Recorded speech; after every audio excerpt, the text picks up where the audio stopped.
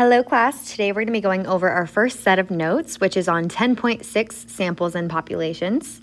So since this is our first set of notes, just the way this will go is you'll get a template from me that looks just like what's on your screen right now, and you're going to go ahead and fill in and follow along with what we're doing. And then the Edpuzzle will have questions that just make sure you're paying attention and using your note resources along the way. All of those questions should be able to be answered based on what's on your paper and just thinking about that a little bit. All right, so our essential question for today is, how can you determine whether a sample accurately represents a population? And we're going to be talking about that here shortly. So what we want to start off with is, what is a population? So a population is an entire group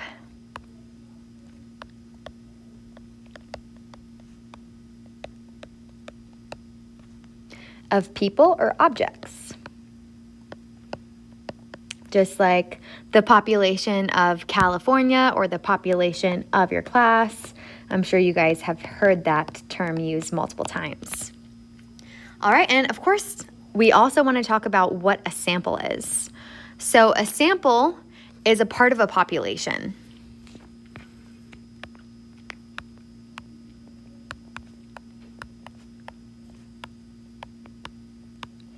And as we move on through these notes, we're going to be determining what types of samples we have. So if they're unbiased or if they're biased, and this is going to help us to determine if it's reliable, if we can rely on that data, or if maybe it would be a situation where that person might want to reevaluate because their data would be skewed. And you can use a sample to make an inference or a conclusion about a population, but remember, we're going to want to take into account if those samples are biased or unbiased.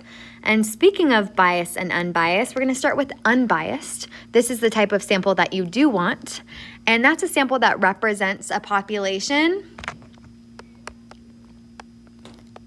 Not only represents a population, but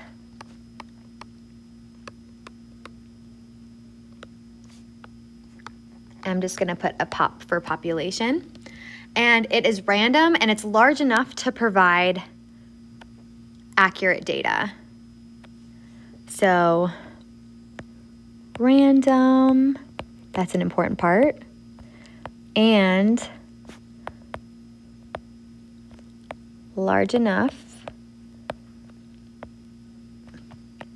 to provide accurate data. Why is this important? Well, when you're predicting behaviors of a population, like let's say I wanted to know how many people love hot Cheetos in my class, and I ask 2 people if they like hot Cheetos or not, and then I use those 2 people to determine if the whole school likes hot Cheetos. Well, that is not a large enough sample in order to actually get an accurate representation if the whole school really likes or does not like hot Cheetos. All right, and let's talk about an unbiased sample a biased sample as well. And a biased sample is not representative of a population.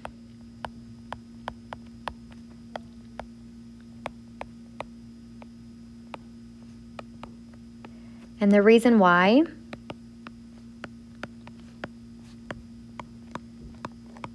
that it is not representative of a population is one or more parts of the population is favored.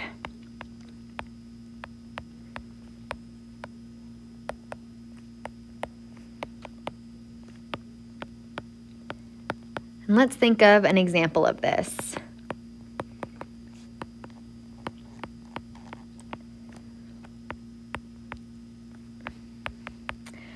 Let's think of an example like politics. Let's say we took just from one state, we made a prediction about who's going to win the election. But we know there's different types of political parties, right? So if we took, let's say, a state that was a Democratic state, and we just surveyed that state, and we're basing our predictions on the election for the entire nation, obviously that's going to be a biased sample because we're just looking at really the perspectives of someone that is mainly on one side, and we're not really seeing an accurate picture of the rest of the people in the country, right? So that would be an example of a biased sample. All right, so now we're going to try to put this information to the test and see if we really understand what these mean and kind of get a greater understanding of what these mean. So this says identifying an unbiased sample. So over here to the left, we're seeing that we're trying to identify an unbiased sample. Remember, we can look to our definition of unbiased, which is right up here, and see, remember, that's a sample that represents a population, and it's random and large enough to provide accurate data. So here's our scenario. We want to estimate the number of students in a high school who ride the school bus. Which sample is unbiased? All right, so let's read these options here. Hi. 4 students in the hallway. All right, so think about, is that random and is it large enough? Option B is all students in the marching band. So think about, is that random and is it large enough? We're always going to go back to the key concepts that relate back to unbiased. 50 seniors at random. Is that random and is that large enough? And option D, 100 students at random during lunch.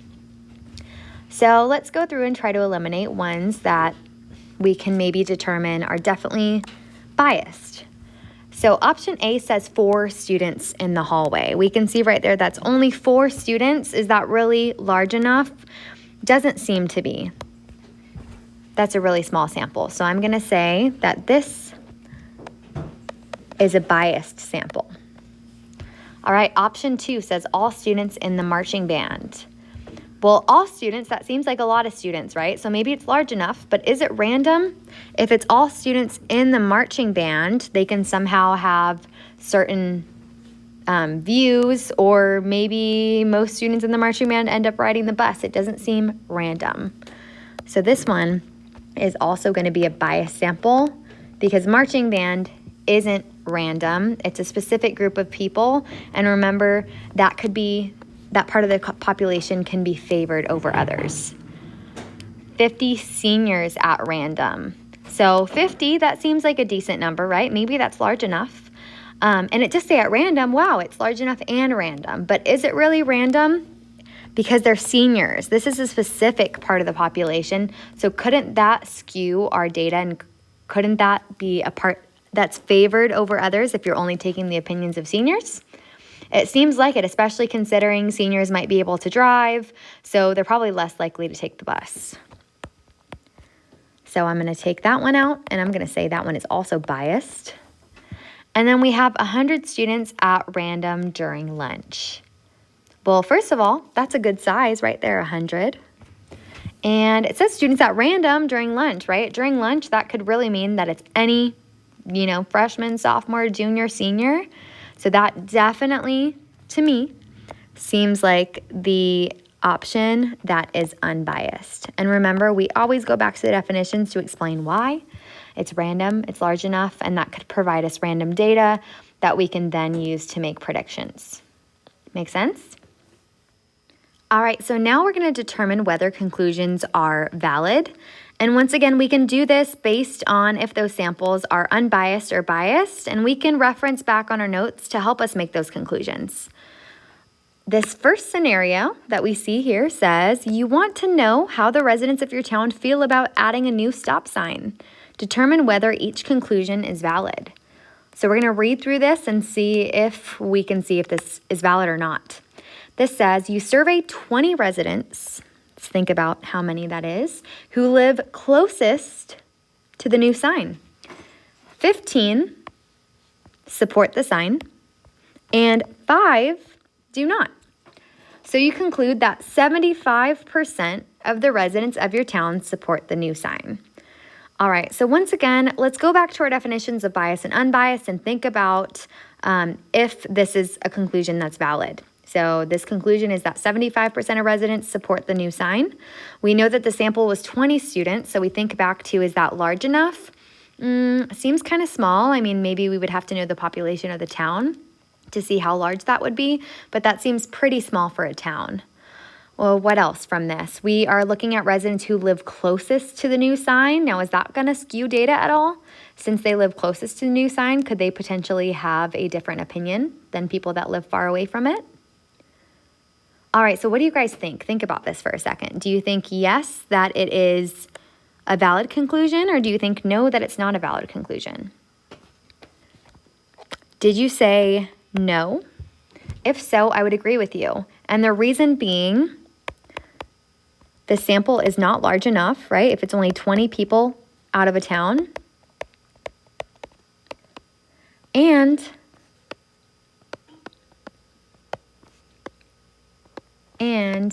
it is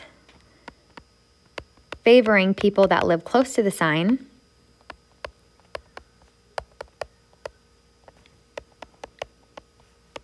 Which can skew the data, which can have different opinions, we can say. Different opinions. All right, makes sense?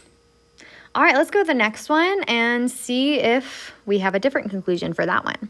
So this says you survey 100 residents at random. So we can already see that number's a little bit bigger, right? 100 residents at random. 40 support the new sign. Okay, 40 of them support the new sign and 60 do not. So you conclude that 40% of residents in your town support the new sign.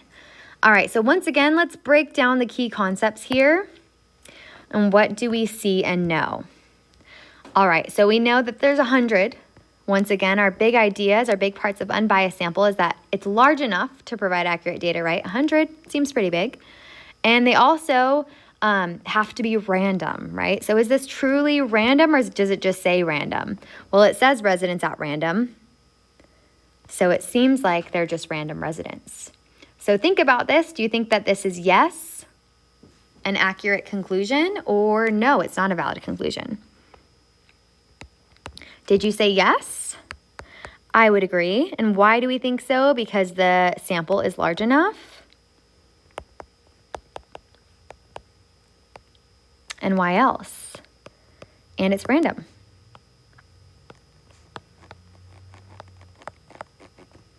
So data is not skewed. Oops, what's happening? Uh-oh. So data is not skewed. Apologize for my messy writing. Let's now talk about making predictions. So this says you ask 75 randomly chosen students how many movies they watch each week. So let's highlight some important information here. We ask 75 chosen students how many movies they watch each week. So movies they watch each week. There are 1,200 students in the school. Predict the number represented by N of students in the school who watch one movie per week. So when we go to our big idea, we like to box what we're trying to find, and we're trying to find the students in the school who watch one movie per week. All right, I think we can do that. So let's go back to what information we know. We know that there are 75 students randomly chosen. And we know that based on this chart over here, we know that there are 21 out of those 75 students that watch one movie per week. What else do we know? We know that there are 1,200 students in the school total, and we're trying to predict the number of students who only watch one movie per week out of those 1,200. All right, so I'm going to walk us through some steps to help us be successful on this.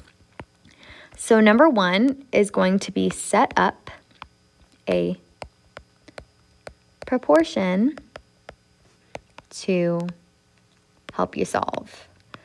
All right, so some of you might be thinking, what is a proportion? We briefly, if you were in my class, went over this in 6th grade and had this in our notes in our ratio section. And a proportion is just basically two fractions set equal to each other, and you use it to find missing values, help you find missing values. And how we set up a proportion, a really important part of this is that we always have to line up the information that aligns with each other. So let's think about what we know. Well, first of all, we have 21 students, and an important part of those is they only watch one movie, right? And that's 21 out of how many students? Well, it's 21 out of 75, and that is, I'm going to say all students. Okay. And we're going to set that equal to, and we want to align it with what else we know. So just like that, we're going to have two parts of a fraction. And I'm going to label this one movie, because once again, it should align. So one movie, what represents one movie? Well, we're trying to find the number of students who watch one movie represented by n. So that's our missing value. Remember, n, any letter that you see in math is a variable that represents an unknown value. That's a refresher back from 6th grade. And it is a letter in math because we don't know what the number is and we're trying to solve for it. All right, so n students watch one movie out of how many total? We can see that right here, out of 1,200. 1,200 is the all students. All right, so we set up a proportion, step number 1. Now we actually have to solve. So how do we solve a proportion? Step number 2 is going to be cross multiply to solve. Oops.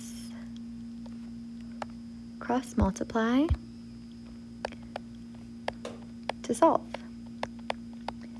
All right, so what is cross multiplying? Just going diagonal. So I'm going to make little butterfly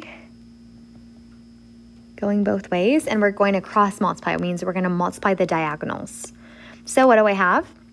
I'm going to multiply these diagonals, and I see 21 times 1,200. I'm going to set that equal to, since there's an equal in between, and then we multiply the other diagonals, which is 75 times n. All right, and you can definitely use a calculator to help you out with this. So go ahead and do that on your calculator. You can do 1,200 times 21. When you do that, you'll get 25,200.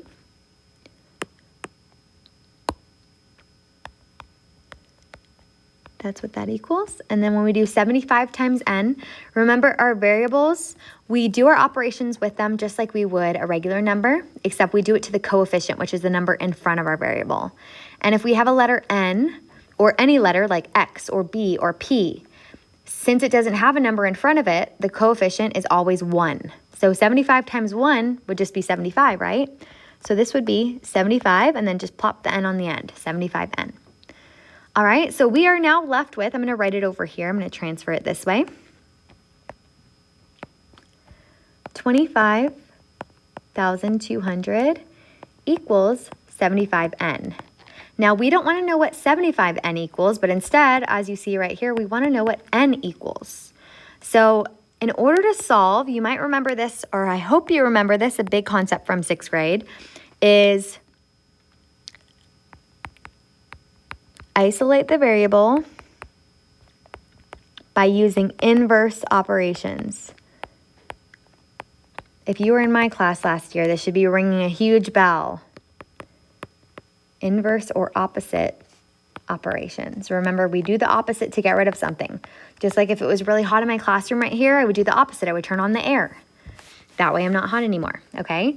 So we go back to this 75n and we ask ourselves, what operation's occurring right there? And remember, if you were in my class also, you would know that 75, anytime we see a variable right next to a number, it means multiplication is occurring. And if multiplication's occurring, we want to do the opposite of multiplication. What's the opposite? It's division. So we're going to divide both sides by 75, and that's going to give us n by itself. And why does that make sense? Well, when you do 75 divided by 75, what do you get? You get 1, don't you? And 1n is the same as n, isn't it? It is. Yay, so we are one step closer. So I'm going to do the math over here. I'm just going to bring this down over here so I have more room. 75 divided by 75 is 1, and remember 1n is the same as n. And then when we do this side, do it on your calculator, of course. 25,200 divided by 75, and that is equivalent to 336. So we just found out that 336 students watch one movie a week out of those 1,200 students. And don't worry, there's one more way to check this, and you guys would remember this from the ratios unit from 6th grade if you're in my class also, is we just make sure that when we divide these, we could do it on our calculator. I would recommend doing it on your calculator, that they have equal values, and that will ensure that we didn't make a mistake anywhere because they have to be equivalent ratios. So we want to make sure that 21 over 75 is equivalent to 336 over 1200. How do we do that? Well, super easy. All you do is divide them on your calculator. Remember, the fraction symbol literally means divided by. So we just do 21 divided by 75, and that gives us 0.28, 0.28. And we do the same thing on the other side, 336 divided by 1200, and that gives us 0.28, woohoo! Since these are both the same, I know I didn't make a mistake anywhere because it makes the proportion true, and we can be confident with our answer that 336 students watch one movie. All right, I'm gonna finish up our example there because that was a long one. We're gonna take out that last example. We'll do it together in class. And I hope that these notes will help you out. Don't worry if you don't feel too confident yet. We'll have plenty of time in class to practice. Thanks for following along. Make sure to keep these notes somewhere safe because we will be referencing them in